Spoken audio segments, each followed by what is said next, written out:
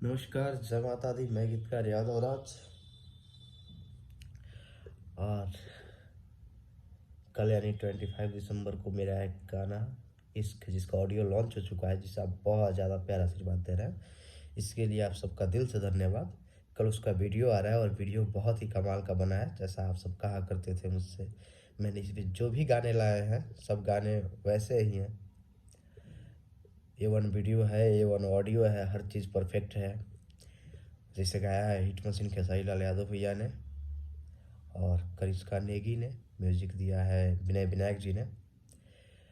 और वो गाना आ रहा है स्पीड रिकॉर्ड भोजपुरी से। तो आप सब ज़्यादा से ज़्यादा अपना प्यार आशीर्वाद दें उस गाने को। और इसके बाद अभी बहुत सारे गाने आने बाकी हैं जो एक से एक होगा। तो आप लोग इश्क इस गाने के वीडियो को ज़्यादा से ज़्यादा प्यार आशीर्वाद दें और अच्छे गानों को हमेशा सपोर्ट करें, ताकि हमारी इंडस्ट्री आगे जाए। सही भाइयों को दिल से धन्यवाद। Love you all. जय माता दी।